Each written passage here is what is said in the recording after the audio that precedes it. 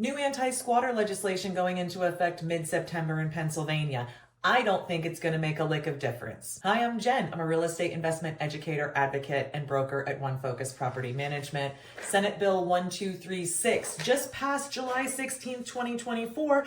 And if you believe the news, we have new, more effective anti-squatter legislation. Well, I'll share with you, this is a page and a half, fully double-spaced, and I'll share with you exactly what it does. It amends the Landlord-Tenant Act of 1951, which is the basis of all landlord-tenant laws here in Pennsylvania. So really simply in section 102, it inserts this definition of who a tenant is. And according to this new act, a tenant means a person who occupies the land or premises of another in subordination to the other's title and with the other's express or implied consent. So we're outlining people who were getting rights seemingly under the Landlord-Tenant Act without truly being tenants.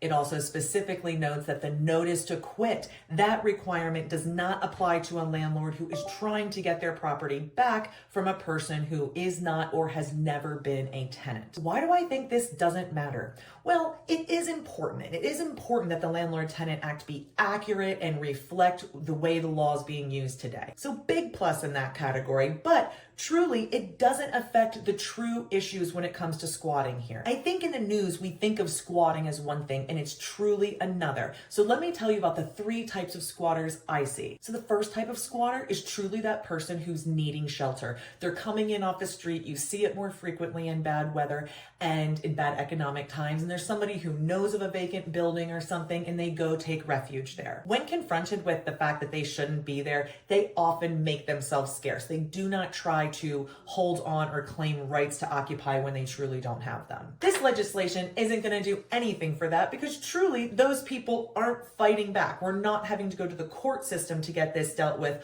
Often just a visit from the police is enough. Now, the next one you hear about in the news and in bigger cities all the time is the person who, with bad intent, preys on your property, sees that it's vacant, gains entry illegally, and then sets up home and has a fake lease and starts convincing others that they're either the owner of the property or that they've rented it legally. Of course, when you discover it, the police have a really difficult time responding to that because when they arrive, they're seeing a person who looks like they're set up in the home, they have a lease, they have another person who says they can't. They're not in the position to do an investigation and act as a judge. And that is why it's so frustrating for landlords when this happens, that they get put into the landlord-tenant complaint system, which is the Landlord-Tenant Act. And that's where these definitions start to come in handy. Now, truly, I don't think this expedites things or gives you many more teeth. I've told you about two types of squatters, and truly, I've seen a couple of the first, the opportunistic person seeking shelter,